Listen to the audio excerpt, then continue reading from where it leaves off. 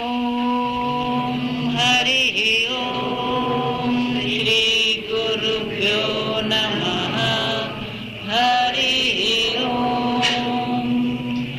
ઓમ સહનાવવતુ સહનૌ ભુનક્તુ સહ વીર્યં કરવાવહૈ તેજસ્વિનાવધીતમસ્તુ મા વિદ્વિષાવહૈ. ઓમ શાંતિ શાંતિ શાંતિ. સદાશિવ સમારંભા શંકરાચાર્ય મધ્યમાં અસ્મદાચાર્ય પર્યન્તાં વંદે ગુરુપરંપરાં. શ્રુતિ સ્મૃતિ પુરાણાનાં આલયં કરુણાલયં નમામિ ભગવત્પાદં શંકરં લોકશંકરં. શંકરં શંકરાચાર્યં કેશવં બાદરાયણં સૂત્રભાષ્યકૃતૌ વંદે ભગવन्तौ પુનઃ પુનઃ. ઈશ્વરો ગુરુરાત્મેતિ મૂર્તિભેદવિભાગિને વ્યોમવદ્વ્યાપ્તદેહાય દક્ષિણામૂર્તયે નમઃ. નિધયે સર્વવિદ્યાનાં વિશદે ભવરોગિણાં ગુરવે સર્વલોકાનાં દક્ષિણામૂર્તયે નમઃ. ઓમ નમઃ પ્રણવાર્તાય શુદ્ધજ્ઞાનૈકમૂર્તયે નિર્મલાય પ્રશાંતાય દક્ષિણામૂર્તયે નમઃ.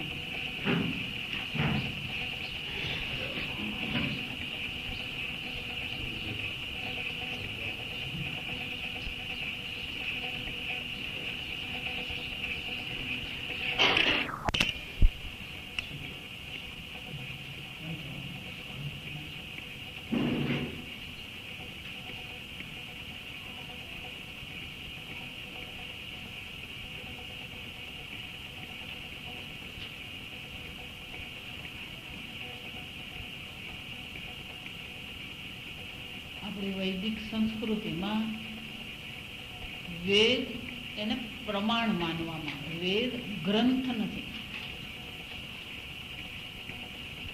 આ ગલગોટો છે એ જોવા માટે જેમ ચક્ષુ પ્રમાણ છે. ચક્ષુ એ પ્રમાણ કહેવામાં આવે. પ્રમાણ એટલે કે જેના દ્વારા જ્ઞાન થાય. પ્રમા કરોતિ ઇતિ પ્રમાણ. જેના દ્વારા જ્ઞાન થાય. પ્રમાકરણ. તો આ પ્રમાણ છે. શાના માટે? જોવા માટે, રંગ અને રૂપ માટે આંખ પ્રમાણ છે. તમે સાંભળી રહ્યા છો તો સાંભળવા માટેનું પ્રમાણ શું છે? આ કર્ણેન્દ્રિય પ્રમાણ છે. પ્રમાણ એમ કહીએ ને એટલે 3 શબ્દ મનમાં આવી જવા જોઈએ. પ્રમાણ શબ્દ એમ કહીએ તેની સાથે બીજા 3 શબ્દ આવી જ જાય આપણા મનમાં. આંખથી મને આ ગલગોટો દેખાય છે. આ પીળા રંગનો છે. ધારો કે હું એમ કહું પણ મારા કાન મને એવું કે છે આ લાલ ગુલાબ છે. માની કેમ? કારણ કે રંગ અને રૂપ માટે પ્રમાણ કોણ છે? આંખ છે. અને કહેવાય અનધિગતમ. આંખથી તમે જે જોઈ શકો છો એને બીજા પ્રમાણ દ્વારા જાણી શકાય નહીં. અનધિગતમ, અધિગતમ એટલે જાણી શકાય, અનધિગતમ એટલે ન જાણી શકાય. એટલે દરેક ઇન્દ્રિયનું પોતાનું ક્ષેત્ર છે. આંખનું ક્ષેત્ર છે, કાનનું ક્ષેત્ર છે, ગંધનું ક્ષેત્ર છે, સ્વાદનું ક્ષેત્ર છે અને સ્પર્શનું ક્ષેત્ર. 5 વિષય કહેવાય: શબ્દ, સ્પર્શ, રૂપ, રસ અને ગંધ. અનધિગતમ એટલે કે બીજા પ્રમાણ દ્વારા એને આપણે જાણી શકીએ નહીં. જો બીજા પ્રમાણ દ્વારા એ ઉપલબ્ધ જ નથી, અબાધિત, આમ તો બીજું પ્રમાણ એને બાધિત કરી શકે, નકારી શકે? અબાધિતમ અનધિગતમ. ત્રીજું બહુ સુંદર, આંખે જોવા માટે બીજા પ્રમાણ પર આધાર રાખવો પડે. કાન સાંભળતા તો જ આંખ જુએ એવું છે? હા ને, સ્વતંત્ર, એને શું કહેવાય? સ્વતંત્ર. પ્રમાણ શબ્દમાં આવે એટલે 3 શબ્દ સાથે આવી જાય: અનધિગતમ, અબાધિતમ, સ્વતંત્ર. પ્રમાણ. બરાબર સાંભળો. તો વેદ શાસ્ત્ર નથી, વેદ ગ્રંથ નથી, વેદ શું છે? પ્રમાણ છે. વિચાર, ગીતામાં 16મા અધ્યાયમાં ભગવાન એટલા માટે કહે છે, તસ્માદ શાસ્ત્રમ તે પ્રમાણ. જો સમજો, શાસ્ત્ર શું છે? પ્રમાણ છે. પ્રમાણ એટલે કે જેમ આંખમાં છે એ જ વિષય બધું ત્યાં લાગે. જો સમજો, એટલા માટે હંમેશા કહું, વેદ સાયન્ટિફિક નથી. આ સમજ, આ શબ્દ કાઢી નાખવાનો મળે. કેમ? આંખ પ્રમાણ છે, એ જ રીતે વેદ, ભગવાન શું કહે છે? પ્રમાણ છે. જો પ્રમાણ હોય તો બીજા જે ચર્ચા વેદમાં કરવામાં આવી છે, જે જ્ઞાન વેદમાં આપવામાં આવ્યું છે, એ બીજા પ્રમાણ દ્વારા જાણી શકો? જાણી શકો તો એ પછી પ્રમાણ નહીં રહે. અનધિગતમ એટલા માટે શબ્દ કયો છે? અનધિગતમ. બીજા પ્રમાણ દ્વારા એને જાણી શકાય નહીં. તો વેદ પ્રમાણ છે એમ જયારે ભગવાન કહી રહ્યા છે, એનો અર્થ કે વેદમાં જે ચર્ચા કરવામાં આવી છે એ અન્ય પ્રમાણ દ્વારા જાણી શકાય નહીં. એ અનધિગત. અબાધિતમ એટલે કે બીજા પ્રમાણ દ્વારા એને નકારી શકાય નહીં. જો નકારી શકાય તો પછી તો એ શું છે? પ્રમાણ રહે નહીં. જો વિચારી. બીજું, વેદ પ્રમાણને અન્યની જરૂર છે? સ્વતંત્ર. જો એટલા માટે આપણા વેદને પુરવાર કરવાની જરૂર જ નથી. આપણે આ એક આપણા મગજમાં એવું નાખી દીધું છે, પણ કે એનું કંઈક સાયન્ટિફિક રીઝન હોવું જોઈએ. શું રીઝન હોવું? જો વર્ષો પહેલા આ સુરતમાં, મુંબઈમાં એક આખી સોસાયટી, હજી ચાલે જ છે સોસાયટી, નાસ્તિક લોકો ભેગા થઈને એક સોસાયટી બનાવી ના, એ આપણે થિયોસોફી તો પરદેશની, આપણા જ લોકો, આપણા જ હિન્દુ લોકો નાસ્તિક, ઈશ્વર છે જ નહીં. પછી જે એમ કે ને કે ઈશ્વર છે તો તમારે ઈશ્વરને હાજર કરો એવું કે. સમજ,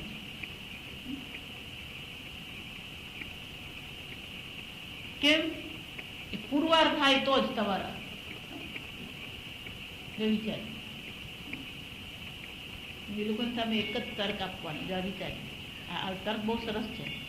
આપણી આ પરંપરામાં, જ્ઞાનની પરંપરામાં વિદ્યારણ્ય મુનિ થઈ ગયા. ખરેખર વિદ્યાના અરણ્ય જ હતા. એમણે બહુ સરસ મજાનો તર્ક આપ્યો. એવું કે પ્રશ્ન સાંભળો, પતિ કે પત્ની આંખથી દેખાય? આંખથી પતિ કે પત્ની દેખાય?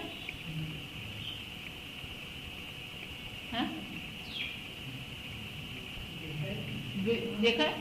પત્ની દેખાય? પત્ની કે પતિ? હું તો આંખથી. અચ્છા, બીજી રીતે, આંખથી સ્ત્રી દેખાય કે પત્ની દેખાય? આંખથી પુરુષ દેખાય કે પતિ દેખાય? એટલે ચા પીને આવું. મારા ક્લાસમાં મારે બધા કેવું પડે ચા પીને આવું કે બીજે બધે પ્રવચનમાં કેવું છે બુદ્ધિ તાળું મારીને જ સાંભળવાનું, અહીંયા આગળ બુદ્ધિ શું કરવાની? ભગવાન ગીતામાં જ કહે છે બુદ્ધો શરણમ અન્વિચ્છ, તારી બુદ્ધિનું શરણાગતિ તું શોધ, અન્વિચ્છ શોધ. હવે મને કહો પતિ પત્ની આંખથી દેખાય? આજ તો છે ને પતિ પત્ની નહીં, આ સમજ પતિ છે કે પત્ની છે એ વિચારવું પડે કે કપડા હરખા જ કરી નાખે.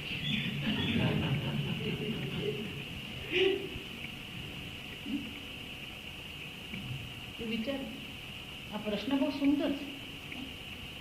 આંખથી તમને પતિ પત્ની દેખાય છે?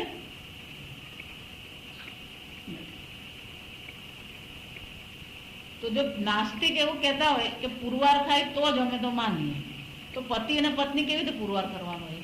એને પૂછવું પડે તારી પત્ની છે કે નહીં? ને એમ કે છે ત્યારે શું કરવું પડે?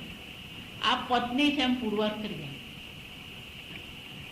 આપી સર્ટિફિકેટ આપ કે સર્ટિફિકેટ નહીં, આ સમજો વિચાર્યું. આંખથી તમને સ્ત્રી અને પુરુષ દેખાય, આ પત્ની છે એ શું છે? શ્રદ્ધા છે.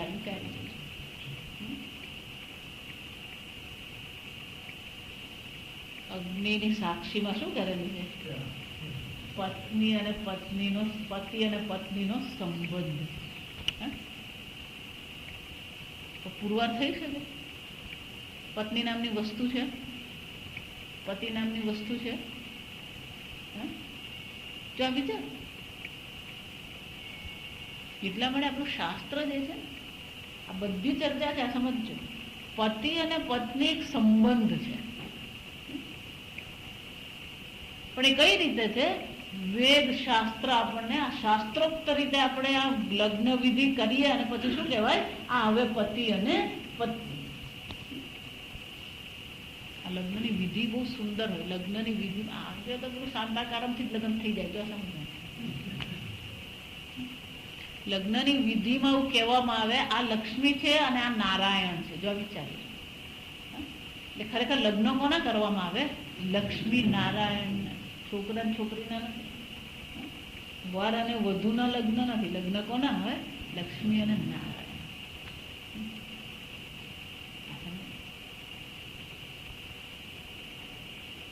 તો વેદ પ્રમાણ છે એને પુરવાર નથી કરવાનો.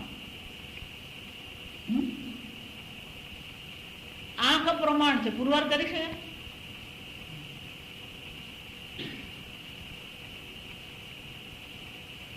કોઈ કારણસર કોઈક ભાઈને આંખ નથી, જો આ સમજ. પછી ચક્ષુદાન, જો આ ચક્ષુદાન બહુ સારી વસ્તુ છે, આ સમજ. કોઈ બીજું જોઈ શકે આ જગત. ખરેખર ચક્ષુદાન કરે ને એમાં 2 જણાને ફાયદો થાય, કારણ કે બંને એક એક આંખ મળી. તો જ્યારે એને ચક્ષુદાન મળે અને એને જ્યારે ઓપરેશન કરવામાં આવે ત્યારે ડોક્ટર એને ખાતરી આપી શકે કે એ જોઈ શકશે, પુરવાર કરી શકે? ધારો કે એને ઓપરેશન કર્યું, પાટો બાંધી દીધો, 4 દિવસ પછી જયારે પાટો ખોલવામાં આવે એ પહેલા એમ કે ડોક્ટર સાહેબ પહેલા તમે પુરવાર કરો કે મને દેખાશે. પુરવાર કરી શકે? ડોક્ટર સાહેબ બીજું બધું વાત કરી શકે. ના જો ભાઈ તારું તો ઓપરેશન થઈ ગયું, તને ડાયાબિટીસ છે નહીં, તને પ્રેશર છે નહીં, બીજું કોઈ કોમ્પ્લિકેશન આવ્યા નથી, તને દુખાવો થતો નથી, એટલે દેખાશે જ. જો સમજ પુરવાર કરી શકે? પુરવાર ક્યારે થાય? એટલે પ્રમાણ પ્રવૃત્તિ કહેવાય એને. શું કહેવાય સંસ્કૃતમાં? શું કહેવાય? પ્રમાણ પ્રવૃત્તિ. સમજ જ્યાં સુધી તમે પ્રમાણ પ્રવૃત્તિ કરો નહીં ત્યાં સુધી પ્રમાણ પુરવાર થાય? આંખથી તમે જુઓ જ નહીં તો તમને કેવી રીતે ખબર પડે કે તમને દેખાશે કે નહીં દેખાશે? એને શું કહેવામાં આવે? દરેક પ્રમાણને પુરવાર કરવા માટે શાની જરૂર છે? પ્રમાણ પ્રવૃત્તિ. તો શાસ્ત્ર પ્રમાણ છે તો હવે કરવાનું શું છે? પ્રવૃત્તિ. કઈ પ્રવૃત્તિ કરવાની? શાસ્ત્ર પ્રમાણ પ્રવૃત્તિ. જો વિચારજો, પણ પહેલેથી જ આપણે કીધું આપણું શાસ્ત્ર તો હંબક છે, આ બધું ઘી બગાડો કરે. જો સમજ હમણાં બધું પેપરમાં આવે, હમણાં 1.5 મહિના 2 મહિના પર ગુજરાતમાં ક્યાંક કોઈ મંદિર છે ત્યાં લોકો ઘી ચડાવે. એટલે આટલું બધું ઘીનો બગાડો કર્યો. આ જો વિચારજો, લગ્નમાં બગાડો થાય એનો કઈ વાંધો નથી. લગ્ન હોય ને આપણે ઘરમાં ખાઈએ ને અડધું છોડતા જોઈએ, છાંડવાનું. અમેરિકાની વાતો બહુ મજા નહીં, જરા સાંભળતા રહેવાની મજા આવે. અમેરિકામાં જાત જાતની ક્લબ હોય, આ સમજવું. એ લોકોના ક્લબના નામ સાંભળે તોય નવાઈ લાગે આપણને. ત્યાં એક નવી ક્લબ શરૂ થઈ, જો સાંભળે. એ લોકો દુનિયાના સૌથી વધારે પોલ્યુશન અમેરિકામાં, અને સૌથી વધારે ભોજનનો અન્નનો વ્યય પણ ક્યાં ગળી છે? એટલે ત્યાંના જે બધા લોકો, જે સજાગ લોકો છે, એ લોકો વિચાર કરે કે આટલો બધો અન્નનો બગાડો કેમ થાય, કે આટલો બધો અન્નનો બગાડો કરવો જોઈએ નહીં. હવે એને માટે એ લોકોએ શું કર્યું તો કે એક સોસાયટી બનાવે. સોસાયટીમાં પછી બધા મેમ્બર બનાવે, અને દરેક મેમ્બરે પોતાના શહેરમાં શું કરવાનું કે જ્યાં રેસ્ટોરન્ટ હોય અને એ રેસ્ટોરન્ટમાં જે બધું ફેંકી દેતા હોય બગાડો કરવાનો, તો કે એ બધી વસ્તુઓ ભેગી કરવાની. અને જે ગરીબ હોય, જે લોકોની પાસે જે એમ નહીં માનવાનું અમેરિકા ત્યાં બધા પૈસાવાળા હોય, ત્યાંય ગરીબ હોય, ત્યાંય ભિખારી હોય. આ સમજ, તાનો આપણા ભિખારી તાના ભિખારી ફરક એટલો જ છે કે તાના ભિખારીને પાસે ટેલિફોન હોય ને ટીવી હોય. આ સમજ, ન્યુયોર્કમાં ઝૂંપડપટ્ટી છે એમ માનતા નહીં, ન્યુયોર્કમાં ઝૂંપડપટ્ટી છે. આપણે થાય કે આપણું મુંબઈ હાવ નથી. આ લોકો ઉતરે ને મુંબઈ પહેલું પેલું સ્લમ એરિયા કે પેલું અન્ન છે. જો વિચાર, અન્ન જે છે એ અન્નનો એ લોકો શું કરે છે, આ રીતે બચાવ કરવાનો પ્રયત્ન કરે. અને આને અમેરિકા કહેવાય. પહેલા બગાડો કરવાનો, પછી શું કરવાનું?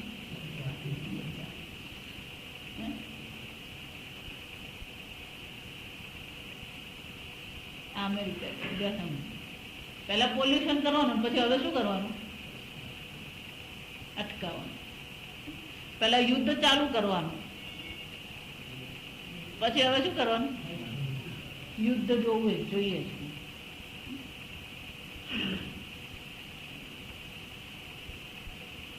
આ અમેરિકાનો આપણા પર પ્રભાવ છે. જો આ સમજ, એટલે આ બધી જ વસ્તુ આપણે પુરવાર કરવાની ઈચ્છા થાય. બધી જ વસ્તુ આપણે શું કરવા માંગીએ?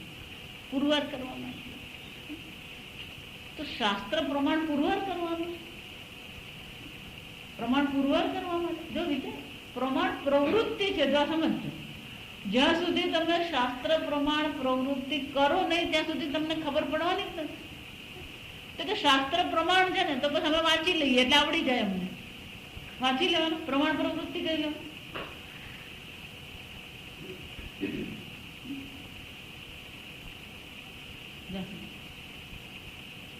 એ લોકોનો આપણા પર એટલો બધો પ્રભાવ છે કે બધી જ વસ્તુ પછી આપણે પુરવાર કરવાનો પ્રયત્ન કરીએ કે આટલો બધો ઘીનો બગાડો કરે. પાછું ક્યાં વાત કરતા હતા, પાછું આવી જવું, ભૂલી નહીં. એ ઘીનો બગાડો કહેવાય કે ઘી ચડાવેલું કહેવાય? જો વિચારી જશે.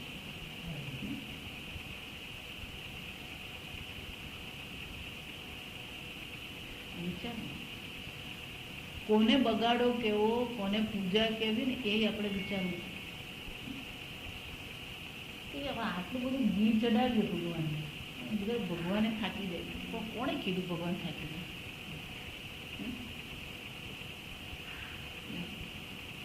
સોમનાથમાં અમારું પ્રવચન ચાલે, તમને કોઈ ભાઈએ કંઈક બાધા લીધી હશે.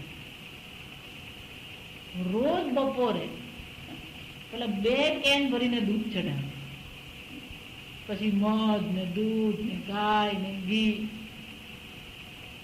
સોમનાથ દાદાને લહેર પડી જાય. આપણને એમ લાગે કે આવું કર્યું કેમ? અભિષેક પ્રિય શિવ. જો આ સમજવાનું, એટલા માટે જ આપણે અભિષેક અહીંયા રાખ્યો. શૃંગાર પ્રિય વિષ્ણુ, અભિષેક પ્રિય શિવ, મોદક પ્રિય ભોજન પ્રિયા બ્રાહ્મણા, નમસ્કાર પ્રિય સૂર્ય, સૂર્ય ભગવાનના દર્શન કરે એટલે શું કરવાનું?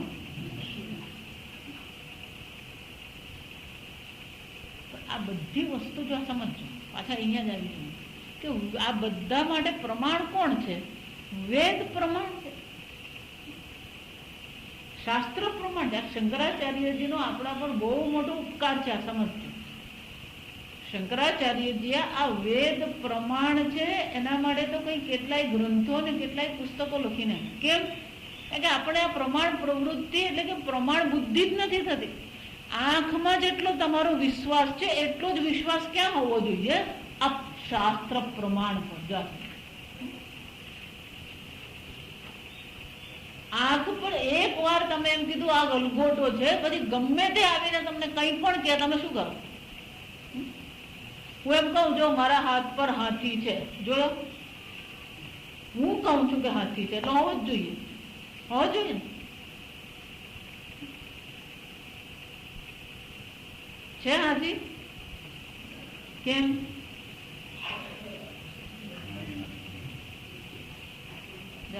હાથી કેમ નથી? કારણ કે હાથી નથી એટલે નથી. અને તમારી આંખ શું કહે છે? અહીંયા હાથી નથી. તો વિશ્વાસ કોનો કરવાનો છે? આંખનો વિશ્વાસ કરવાનો. એ જ રીતે શાસ્ત્ર પ્રમાણ છે તો વિશ્વાસ કોના પર હોય? એટલે ગીતામાં ભગવાન કહે છે શ્રદ્ધાવાન લભતે જ્ઞાનમ. શાસ્ત્ર પણ જો પ્રમાણ બુદ્ધિ હોય, શ્રદ્ધા હોય તો જ્ઞાન અવશ્ય થાય. એટલે શાસ્ત્ર પ્રમાણ છે. અને એ શાસ્ત્ર પ્રમાણ છે શાના માટે? શંકરાચાર્ય એટલા માટે બહુ સુંદર છે. ધારો કે હજારો કોટી શહર, બહુ સુંદર કે છે, શતકોટી મંત્રો તમને આવીને એમ કે અગ્નિ ઠંડો છે. જો સમજ, કેમ માનવાની જરૂર નથી? કારણ કે એને માટે પ્રમાણ શાસ્ત્ર નથી. અગ્નિ શીત જયારે આપણે કહીએ તો એ અગ્નિ શીત માટે પ્રમાણ શાસ્ત્ર છે. એને માટે પ્રમાણ કોણ છે? તમારી ત્વચા પ્રમાણ છે. તમારી ત્વચા નક્કી કરે કે આ ઉષ્ણ છે કે આ શીત છે. તો એને માટે વેદની જરૂર નથી. જે તમારા પ્રત્યક્ષ પ્રમાણથી તમે જાણી શકો, જે તમે અનુમાન કરી શકો, એને માટે શાસ્ત્ર પ્રમાણની જરૂર નથી. જો સમજજો, પ્રત્યક્ષેણ અનુમિત્યાવા યસ્તુ ઉપાયન વિદ્યતે. તમારા પ્રત્યક્ષ પ્રમાણથી, અનુમાન પ્રમાણથી તમે ન જાણી શકો, એને માટે પ્રમાણ કોણ છે? શાસ્ત્ર પ્રમાણ.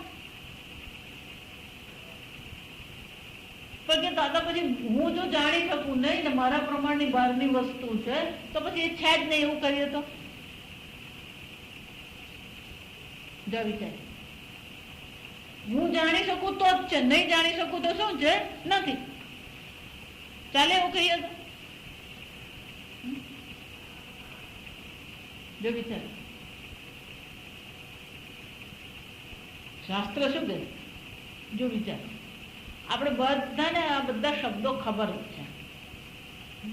ધારો કે ઘરમાં કોઈ બાળક હોય ને, બાળક કંઈ ખોટું બોલે, ખોટું કરે, એટલે આપણે જો ભાઈ આપણે આવું કરવાનું નહીં, પણ એવું કરે શું છે? પાપ લાગે. તરત શું કહીએ આપણે? હા, કહીએ ને પાપ જોયું કોઈ? હા, પાપ જોયું? પાપનું અનુમાન કરી શકીએ? જો વિચાર, આ પાપ કહેવાય, આ પુણ્ય કહેવાય. એને માટે પણ પ્રમાણ કોણ છે? શાસ્ત્ર પ્રમાણ છે. એનો અર્થ શું છે? બહુ વિચારવા જેવું છે. કર્મમાં પાપ પુણ્ય છે. સમજો બરાબર, કર્મમાં પાપ પુણ્ય. અને બારી વાત છે, બંધ કરી દો બારી. હા, બા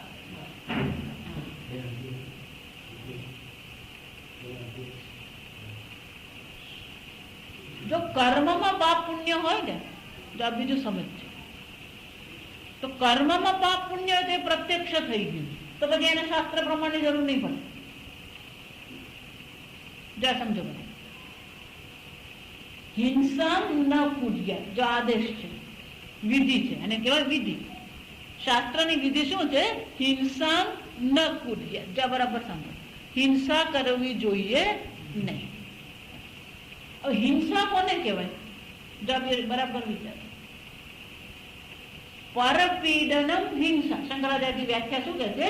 બીજાને પીડા પહોંચાડવી, પછી એ શારીરિક હોય, વાચિક હોય કે માનસિક હોય, એને હિંસા કહેવાય. સમજ, આ વ્યાખ્યા પણ બરાબર છે.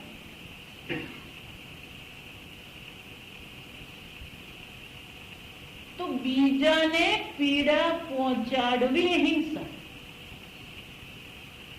ડોક્ટરે ઓપરેશન કર્યું, એને પીડા થઈ કે નહીં થઈ? હિંસા કહેવાય.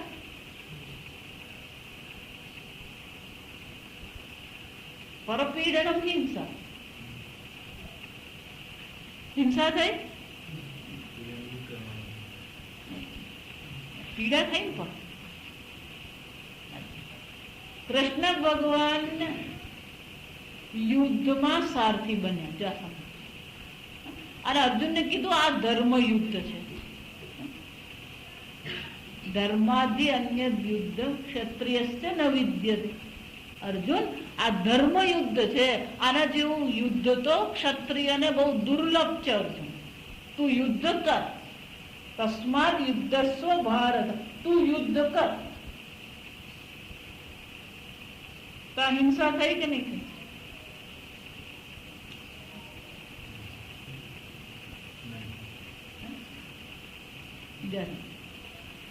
બાળક વારંવાર કુદાકૂદ કરે છે, એને આપણે ખીજાય, એને ખખડાવે, આ હિંસા થઈ કે ના થઈ?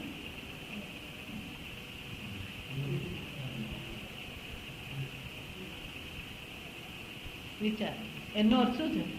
કર્મમાં જો હિંસા હોય, કર્મમાં જો પાપ પુણ્ય હોય, તો ડોક્ટરે કરેલું ઓપરેશન, અર્જુને કરેલું યુદ્ધ, બાળકને ખખડાવીએ, આ બધું શું બની જાય?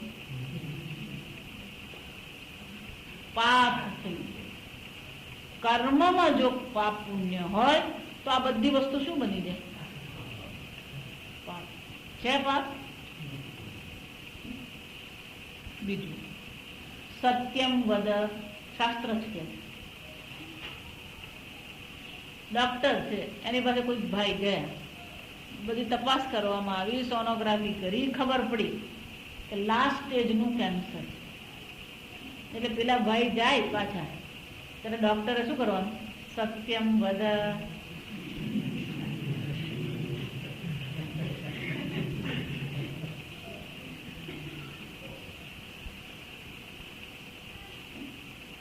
જો બે એક વર્ષ પર બારડોલીને બહુ ખરાબ પ્રસંગ.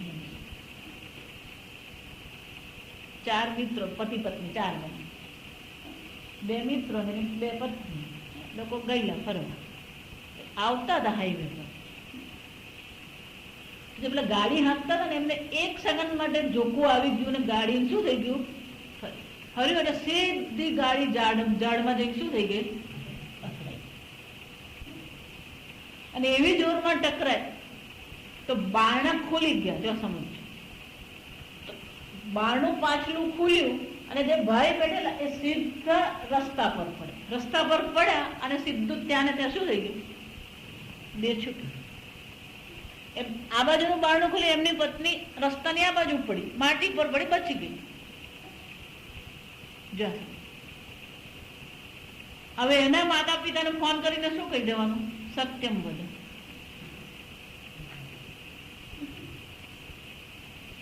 ત્યાં સમજે શું કેવું પડે? એક્સિડન્ટ થયો છે, લઈને આવી. જો વિચાર, જો કર્મમાં, જો આ બહુ જ વિચારવાની વસ્તુ છે, કર્મમાં પાપ પુણ્ય નથી, શાસ્ત્રના વિધાનમાં પાપ પુણ્ય છે. શાસ્ત્ર એમ કે છે સત્ય બોલજો. એટલા માટે સત્ય અને હિંસા, સત્ય અને અહિંસા, સત્ય અને અહિંસા બંને એકબીજાને શું કરે છે? મર્યાદિત કરે.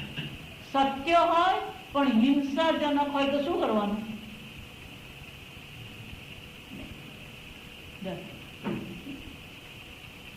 એકબીજાને શું કહે? સત્યમ વદ પ્રિયમ વદ સત્યમપી અપ્રિયમ મા વદ. આમ સત્ય બોલવું જોઈએ, પણ હિંસાત્મક હોય તો એ બોલવાની જરૂર નથી. અને એટલા માટે કર્મમાં પાપ પુણ્ય નથી, કર્મથી સ્વર્ગ નર્ક પણ નથી. આ સમજજો. આપણને એમ લાગે કે આ કર્મ કરીને હું સ્વર્ગમાં જઈશ, આપણને એમ લાગે આ કર્મ કરીને હું નરકમાં જઈશ.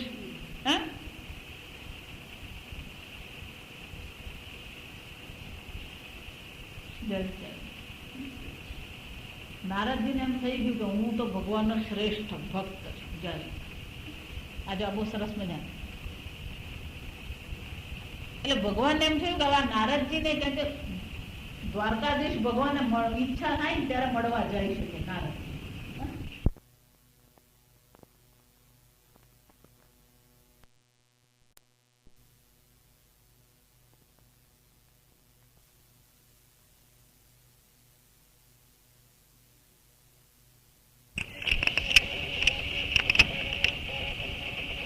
નારદજી પહોંચી ગયા એટલે પૂછ્યું કે ભગવાન ક્યાં છે? કે ભગવાન તો શયન કરે. શું થયું?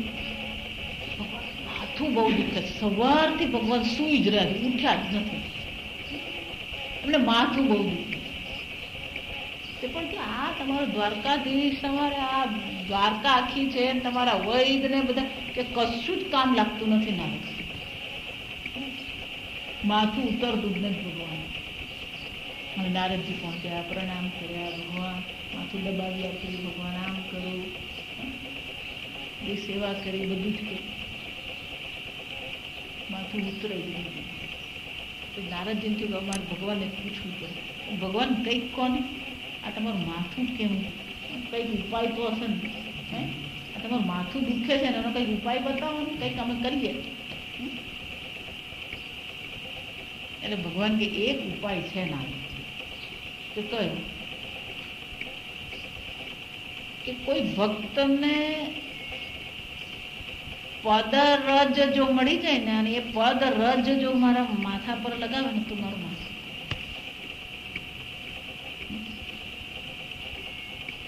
નારદજી વિચારે કોણ પોતાના પદની રજ ક્યાં ચડાવવાની?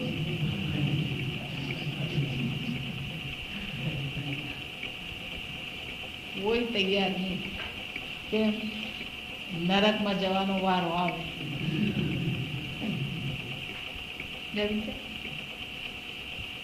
બધા એકબીજાને સામું જોઈએ કે કોણ નરકમાં જવા તૈયાર.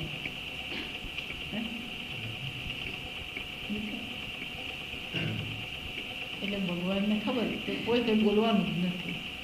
તેરી બી ચૂપ, મેરી બી ચૂપ. ભગવાન કે નારદજી એક કામ કરો, ગોકુળમાં જાઓ. ક્યાં જવાનું?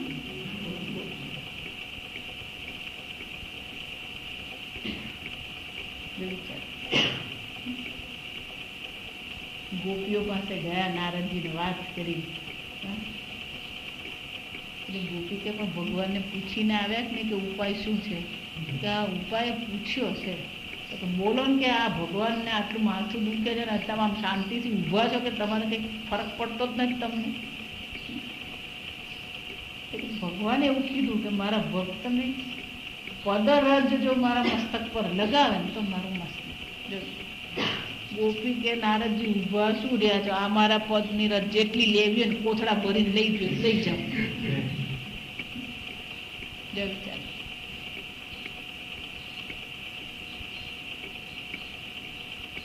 એક બ્રાહ્મણને પિત્ત થયું, સારો જ થાય. પછી કીધું કે આ તો તમારું પૂર્વજન્મનું કોઈ પાપ છે જેને કારણે આ બધું થયું છે, એ તમારો સારો થાય જ નહીં. કોઈકનું પુણ્ય મળે તો સારું થાય. જો સમજ, હસ્તિનાપુરમાં બધાને જ પૂછવામાં આવે, કોઈ પુણ્ય આપત તૈયાર નહીં. કર્ણ ને કર્ણ, દાનેશ્વર કોણ છે? કર્ણ. કર્ણ પાસે જઈને વાત કરવામાં આવી, કર્ણ આ બ્રાહ્મણ છે, કોઈ પોતાનું પુણ્ય જો આ બ્રાહ્મણને આપે તો એનો રોગ નિવૃત્ત થાય. આ સમજો. કર્ણએ હાથમાં પાણી લીધું ને શું સંકલ્પ કર્યો? મારું સર્વ પૂર્ણતઃ મારું પુણ્ય હું કોને આપું છું? આ બ્રાહ્મણ. જો વિચારી, આપણી દ્રષ્ટિએ શું કહેવાય? પુણ્ય આપી દીધું તો બધું ખલાસ થઈ ગયું. હવે શું છે? પાપ જ રહ્યું ખાતામાં.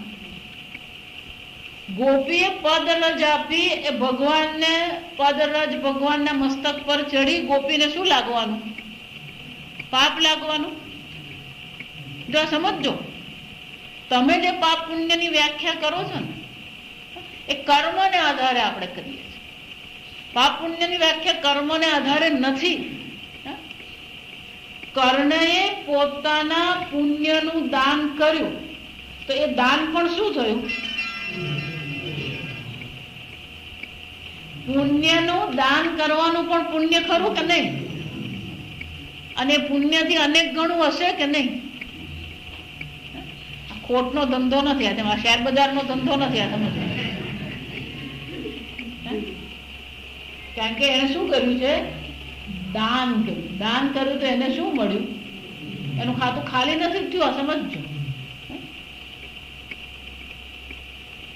આ બધી કથાઓ જે છે, આપણે કથા સાંભળવામાં બહુ મજા પડે, પણ સમજવાનું આવે ને આ ઠીક એટલે કીધું બુદ્ધિ ખુલ્લી રાખો. એનો અર્થ શું થયો? પાપ પુણ્યનો નિર્ણય, સ્વર્ગ નરકનો નિર્ણય આપણે નહીં કરી શકીએ. એના માટે પ્રમાણ કોણ છે? શાસ્ત્ર પ્રમાણ. ગોપીએ ભગવાનના મસ્તક પર પોતાની પદરજ ધરી અને પુણ્ય મળ્યું, પાપ મળ્યું.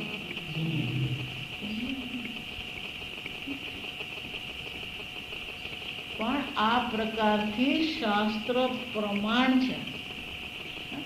શંકરાચાર્યજીના પહેલા આ પ્રમાણ બુદ્ધિ લોકોની નીકળી ગઈ.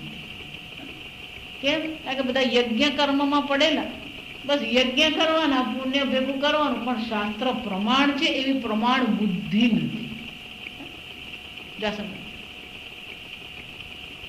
અંધશ્રદ્ધા થઈ ગઈ. વેદ શું થઈ ગયું હતું?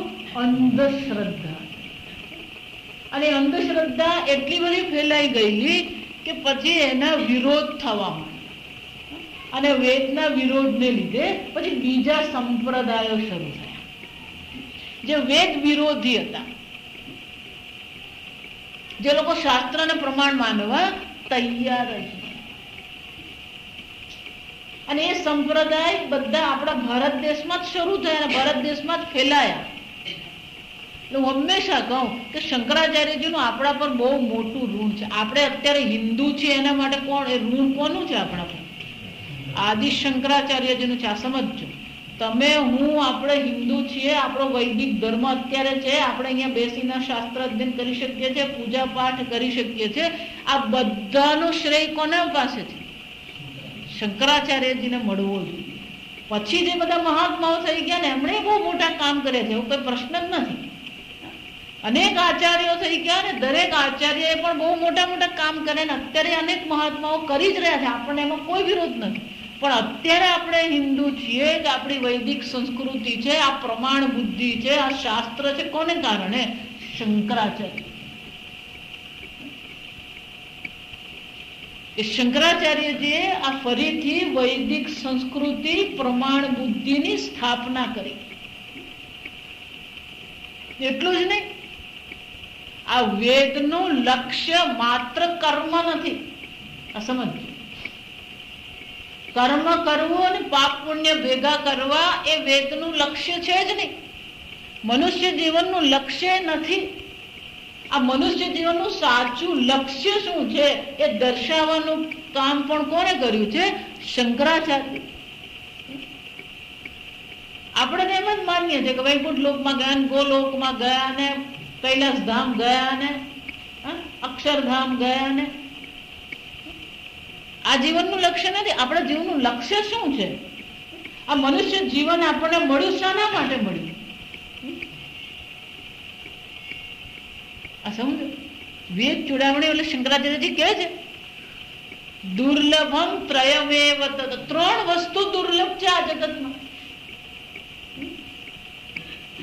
દૈવાનુહેતુ, દેવતાઓની કૃપાથી અનુગ્રહથી જ આ 3 વસ્તુ શક્ય બને. મનુષ્યત્વમ, જો સમજો, મનુષ્ય નહીં મનુષ્યત્વમ કીધું છે, આ સમજો. 2 હાથ ને 2 પગ ને મસ્તક હોય એટલે કોઈ મનુષ્ય બની જાય? મનુષ્યપણું, મનુષ્યત્વ એટલે શું છે? મનુષ્યપણું. મનુષ્યપણું કોને કહેવાય?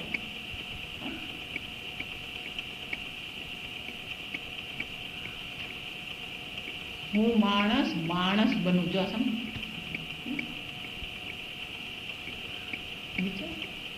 કોને કહેવાય? મનુષ્ય. ગીતામાં ભગવાન એક જ વાક્યમાં કહી દે છે. આ મનુષ્યોત્તમની વ્યાખ્યા બહુ સુંદર છે. કર્મણી એવ તવ અધિકાર. આ મનુષ્યત્વ, કર્મ બાબતે તમને સ્વતંત્રતા છે. અધિકાર એટલે શું છે? સ્વતંત્ર. ગધેડાની પાછળ જઈને કોઈ ઉભો રહે, ગધેડો શું કરવાનું? મને કહો, લાત ન મારવાની સ્વતંત્રતા ગધેડા પાસે છે? પ્રશ્ન બરાબર સાંભળજો. શિયાળાની રાત છે, બરાબર ઠંડી પડી રહી છે, ઓટલા પર કૂતરો સૂતો છે. અચાનક જ ફળિયામાં કઈક અવાજ થાય, કૂતરો શું કરશે? ન ભસવાની સ્વતંત્રતા કૂતરામાં છે. એવું વિચારશે, આટલી બધી ઠંડી પડે, કોણ ભસવાનું? હુઈ રહું શાંતિથી. આવું વિચારવાની સ્વતંત્રતા છે કૂતરામાં? જો સમજો, વિચારજો. મનુષ્યને કર્મનો નિર્ણય કરવાની સ્વતંત્રતા છે, અને જેની પાસે આ સ્વતંત્રતા છે ને એ મનુષ્ય કહેવાય. સમજો, એનો અર્થ શું થયો? તમારા કર્મની પસંદગી કરવાની સ્વતંત્રતા તમને છે મનુષ્ય તરીકે. આ સ્વતંત્રતા છે આપણી પાસે. મને તો કોઈ સ્વતંત્રતા, આ જે રાંધે ને ખાઈ લેવું પડે, આ બેંક વાળો જે વ્યાજ આપે તે લઈ લેવું પડે. આ તમને ગમે, તમે બધી વાત કરો સ્વતંત્રતાની.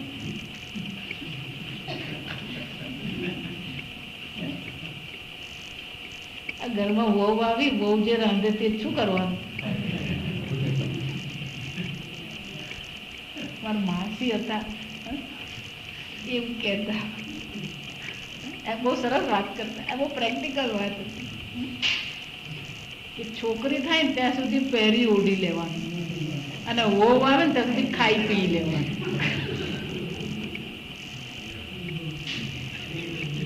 કે છોકરી 8-10 વર્ષની થાય અને જો મમ્મી કઈક બુટ્ટી હાથમાં કાઢે, હવે તું શું પહેરવાની? લાવ, આ તારે પહેરવાનો દિવસ ને, લાવ મને આપવું પહેર. એટલે આ સ્વતંત્રતાની વાત કરીએ ને ત્યારે આપણને શું લાગે? અનુભવ થાય જ સ્વતંત્રતાનો? કોઈ અનુભવ થતો નથી. જો વિચારી જો, ભગવાન કે છે ને પ્રમાણ, ગીતા પ્રમાણ છે, જો આ સમજો. અને ભગવાન એમ કે છે કે કર્મણી એવ તવ અધિકાર. કર્મ બાબતે તને સ્વતંત્રતા છે, તો એનો અર્થ શું થયો? હોવી જોઈએ. શું કહેવાય? વિચાર.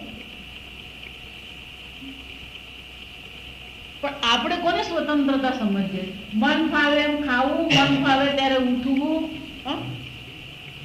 હું મારા પ્રવચનમાં એવું કહું કે આપણે બધા સૂર્યવંશીઓ. કેમ? સૂર્ય ઉગે ને પછી ઉઠીએ આપણે.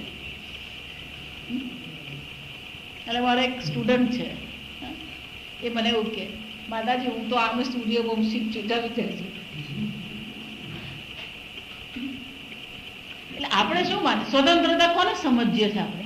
મન ફાવે ત્યારે ખાવું, મન ફાવે ત્યારે બોલવું, મન ફાવે ત્યારે કરવું, તો એને આપણે સ્વતંત્રતા માનીએ જ. પણ શું ખરેખર એ સ્વતંત્રતા છે?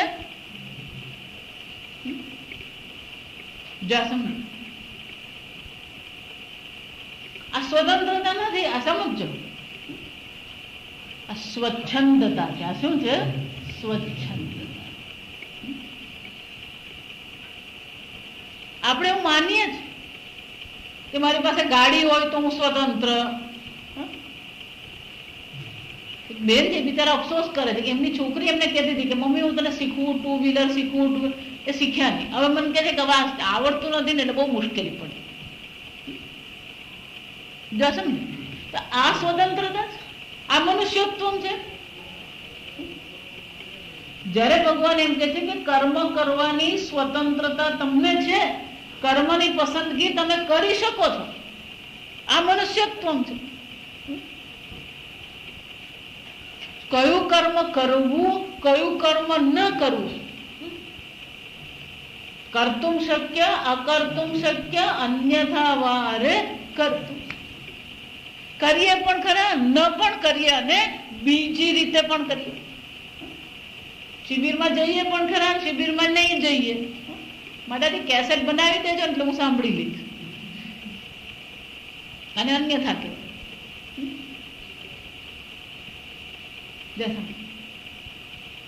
પણ દરેક બાબતમાં આપણને ઓપ્શન દેખાય છે, આ પસંદગી દેખાય છે આપણા જીવનમાં. કેમ નથી દેખાતી? જો સમજો બરાબર. શાસ્ત્ર કહે છે કે તમને કર્મ બાબતે સ્વતંત્રતા છે. એટલે હું હંમેશા કહું કે સ્વતંત્રતા કરવામાં સ્વતંત્રતા નથી. જો વિચારી જજો, બોલવું એ ખરેખર સ્વતંત્રતા નથી, ન બોલવું એ સ્વતંત્રતા છે.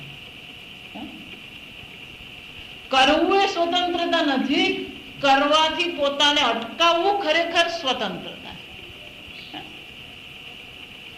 હું તમને ગાડી આપું, ફરારી ગાડી, હોન્ડા સિટી ગાડી, તમે ચાવી લઈને બેસો ને હું એમ તમને કહું કે અંદર બ્રેક નથી તો ગાડી ચાલુ કરો. કેમ?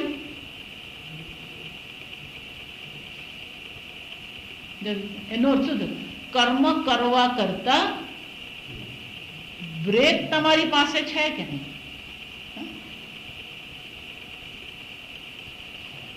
એક ભાઈને મેં આવું કીધું, મને તો પણ ગાડી તો હું લઈ જ લઉં. કેમ? કઈ નહીં, બ્રેક મુકાવી દેવાનું.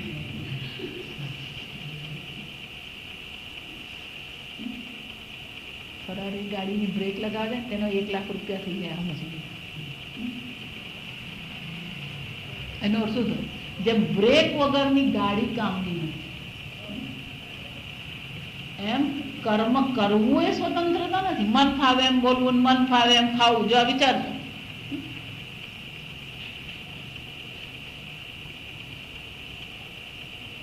જો એટલા માટે જ જો ભોજન કરવું એ સામાન્ય કહેવાય. ભોજનનો ત્યાગ કરીએ અને શું કહીએ આપણે? બોલવું સામાન્ય કહેવાય. મૌન ધારણ કરીએ તો, કર્મ કરવું સામાન્ય કહેવાય. સર્વનો સંન્યાસ કરીએ તો એનો અર્થ શું થયો? શાસ્ત્ર પણ કઈ તરફ લઈ જાય છે?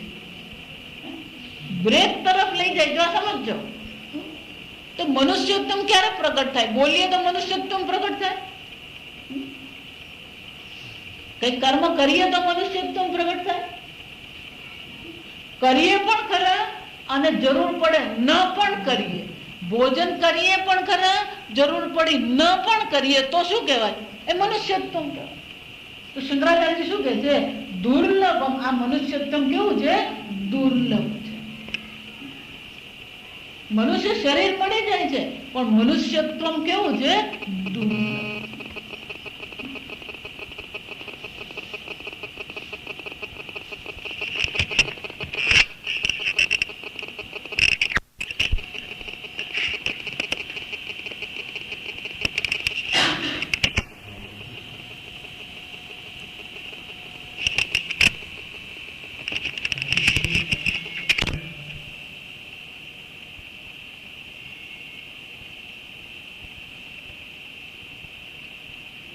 મનુષ્યત્વ દુર્લભ છે. એ જ રીતે બીજું શું કહે છે? 3 વસ્તુ છે. મુમુક્ષુત્વ,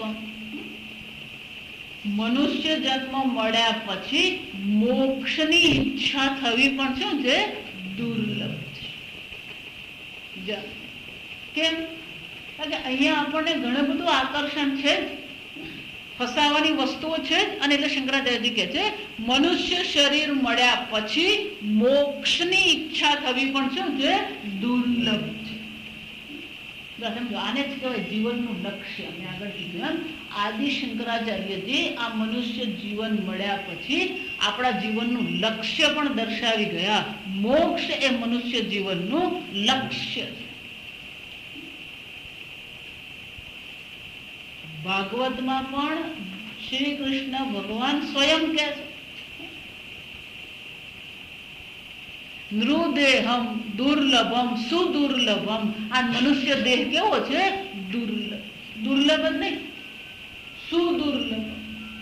પણ કે આ મનુષ્ય દેહ મળ્યા પછી યહ પુમાન ભવાબ્ધિ ન તરે, જે મનુષ્ય આ ભવસાગર પાર કરવાનો મોક્ષ માટેનો પ્રયત્ન કરતો નથી, ભવાબ્ધિ ન તરે સ આત્મહા. ભગવાન શું કહે છે? એ આત્મહત્યા કરી રહ્યો છે. આમ મનુષ્ય જીવન છે દુર્લભ છે. મનુષ્ય જીવન મળ્યા પછી મોક્ષ પ્રાપ્તિ કરવી એ લક્ષ્ય છે. પણ કે મોક્ષ પ્રાપ્ત કેવી રીતે કરીએ? કોઈ સ્કીમ છે તમારી પાસે? આજકાલ સ્કીમ પર ચાલે. આ મોક્ષની કઈ સ્કીમ ખરી કે નહીં આપણી પાસે? શંકરાચાર્ય કે છે મહાપુરુષ સંશ્રય.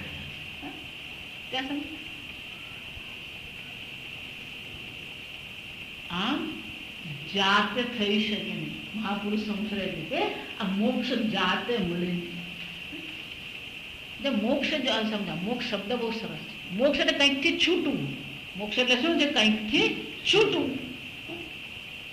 એટલે છૂટવાનું જ છે તો હું છોડી દઉં.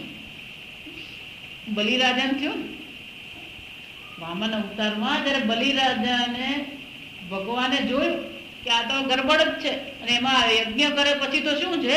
કોઈ એને હરાવી શકશે જ નહીં. ભગવાન વામન અવતાર લઈને ત્યાં ગયા અને ભગવાને વામન અવતારમાં ભગવાને શું કહ્યું? 3 ડગલા તું મને આ ભૂમિ.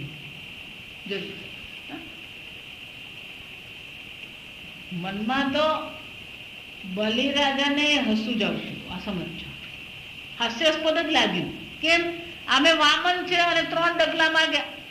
એટલે એમને એમ થયું માગીને 3 ડગલા માગ્યા. રાજા પાસે જઈને પેલું ભિક્ષા માંગવાનું પાત્ર માગીએ ને એવું છે. પણ જ્યાં પેલું હાથમાં પાણી લીધું ને પાણી મૂક્યું ને પછી શું થઈ ગયા? વામન માંથી વિરાટ બની ગયા. 2 ડગલામાં તો 3 લોક થઈ ગયા. સમજો. એટલે પછી બલિરાજાને કીધું કે 3જું ડગલું ક્યાં મૂકું? બોલ. આ કથા બહુ સુંદર છે. એટલે જયારે બલિરાજાને એવું કહેવામાં આવ્યું ત્યારે બલિરાજાએ શું કર્યું? બલિરાજા માથું નીચું નમાવીને ભગવાનના ચરણમાં બેસી ગયા. સમજો આપ્યું નહીં, ભગવાનની નીચે શરણમાં બેસી ગયા. કેમ? કે ભગવાન હું આપીશ ને તો આપવા વાળો રહી જશે. મહાભારતમાં છે ત્યજ ધર્મમ ચ અધર્મમ ચ. આ ધર્મનો પણ ત્યાગ કરો, અધર્મનો પણ ત્યાગ કરો. ત્યજ સત્યમ ચ અનૃતમ ચ. આ સત્ય અને અનૃતનો ત્યાગ કરો. કેમ? સત્યાનૃતમ ત્યક્ત્વા. સત્ય અને અનૃત, ધર્મ અધર્મને છોડીને યેન ત્યજસી તત્યજ. વિચારી, જેના દ્વારા તમે આ ત્યાગ કરો છો એ ત્યાગ કરનારનો પણ તમે શું કરી દો? યેન ત્યજસી. જેના દ્વારા તમે આ ત્યાગ કરી રહ્યા છો એનો પણ તમે શું કરો? ત્યાગ. કેવી રીતે ત્યાગ કરશો? તમે જો ત્યાગ કરશો તો ત્યાગ કરવા વાળા તમે તો શું રહેવાનું? બાકી રહી. એટલે બલિએ કીધું કે ભગવાન હું આપીશ તો હું આપવા વાળો અહંકાર શું થશે? બાકી રહી. પણ ભગવાન તમે જો લઈ લેશો તો શું થશે? અહંકાર સહિત બધું જ તમને મળે. મોક્ષ આપણને લેવો છે, મોક્ષ મેળવવો છે. હું ત્યાગ કરી દઉં, હું છૂટું. શામાંથી છૂટશો? છોડવા વાળો રહી જશે આ વિચાર. અને એ જે છોડવા વાળો રહી જાય ને એનો પછી અહંકાર બહુ મોટો હોય. સ્વામીજી હંમેશા એટલા મને કે કેટલાક લોકો દાન આપે ને પછી ના પણ કે અમારું નામ ક્યાંય આવવું જોઈએ. આ નામ નહીં આવવું જોઈએ એ પણ શું છે? તો મોક્ષ આપણા જીવનનું લક્ષ્ય છે, પણ મોક્ષ મેળવવો જાતે શક્ય છે. મહાપુરુષ સંશ્રય, મહાત્માનો સત્સંગ કરીએ. સગુરુ મેવા અભિગચ્છે તદ્વિદ્ધિ પ્રણિપાતે. પરિપ્રશ્ન ને ગીતામાં પણ ભગવાન શું કહે છે? એ મહાત્માને શરણે જઈએ, એ મહાત્મા પાસે આ જ્ઞાનનો ઉપદેશ સાંભળી. ઉપદેશંતિ તે જ્ઞાનમ, આ જ્ઞાનનો તને ઉપદેશ કરશે. જા સમજ. એનો અર્થ શું થયો? આ જ્ઞાન અને મોક્ષનો સંબંધ છે. જ્ઞાન અને મોક્ષનો શું છે? સંબંધ. મહાપુરુષ પાસે જઈએ, મહાત્મા પાસે રહીએ, એમની પાસે આ જ્ઞાન પ્રાપ્ત કરીએ. અને જ્ઞાન પ્રાપ્ત કરવું એ શું છે? જ્ઞાનાદિએવ કૈવલ્ય. આ જ્ઞાનથી જ છે મોક્ષ. પણ જ્ઞાનથી મોક્ષ છે એમ જાતે ખબર પડશે? જ્યાં વિચાર્યું જ્ઞાનથી મોક્ષ છે એવું જયારે કહેવામાં આવે એનો શું થયો?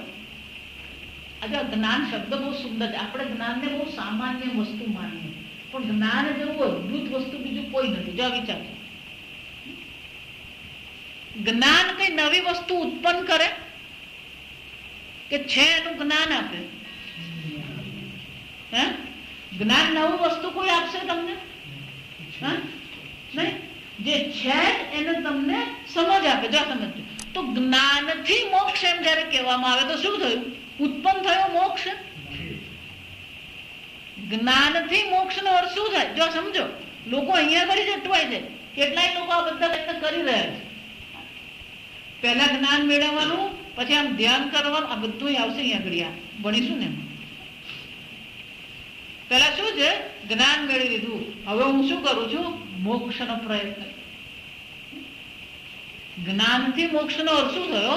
તમે નિત્ય મુક્ત છો. ફક્ત શું કરવાનું છે? જ્ઞાન મેળવવાનું છે, જાણવાનું. અને એટલા માટે શંકરાચાર્ય કહે છે આ મનુષ્યત્વ હોવું, મુમુક્ષુત્વ હોવું અને મહાપુરુષનો સંશ્રય થવો, મહાપુરુષ સાથે રહીએ, એમની સાથે આ જ્ઞાન પ્રાપ્ત કરીએ, આ બધી વસ્તુ કેવી છે? દુર્લભ છે. આમ શંકરાચાર્યજીએ ફરીથી આ મોક્ષની પરંપરા જો સમજજો. વેદને તો સ્થાપના કરી, સાથે સાથે શું કર્યું? આ જ્ઞાનની પરંપરા, આ મોક્ષની પણ ફરીથી શું છે? સિદ્ધિ કરી આપી ભગવાન. કેમ? કારણ કે લોકો ભૂલી જાય. લોકોને એમ જ હતું કર્મ કરવાના, પુણ્ય મેળવવાનું, પુણ્ય ભોગવવાનું, વળી પાછું આવીને કર્મ કરવાનું. અને એટલા માટે શંકરાચાર્યજીએ આપણને ફરીથી આ મોક્ષ જે મનુષ્ય જીવનના લક્ષ્યને પણ સમજાવ્યું. પણ કે આ મનુષ્ય જીવનનું લક્ષ્યને સિદ્ધ કરવું હોય તો શું કરવું જોઈએ? મોક્ષ પ્રાપ્તિ કરવી છે. તો મોક્ષ પ્રાપ્તિ કઈ રીતે કરીશું? જ્ઞાનથી કરીશું. પણ જ્ઞાન કઈ રીતે મળશે? જાતે જાતે કરી લઈએ નહીં. અને એટલા માટે શંકરાચાર્યજી આખા ભારત વર્ષમાં 3 વાર પદયાત્રા કરીને ફરીથી આ વેદાંત શાસ્ત્રની શું કરી? સ્થાપના. વેદની પણ સ્થાપના કરી, વેદાંત શાસ્ત્રની પણ ફરીથી સ્થાપના કરી. પણ જયારે શંકરાચાર્યજીને પ્રયાણનો વખત આવ્યો, કેદારનાથ, જો કેદારનાથ જાઓ ને તો કેદારનાથના દર્શન નહીં કરવાનું. કેદારનાથના મંદિરની પાછળ ડાબી બાજુ પાછળ શંકરાચાર્યજીની સમાધિ છે.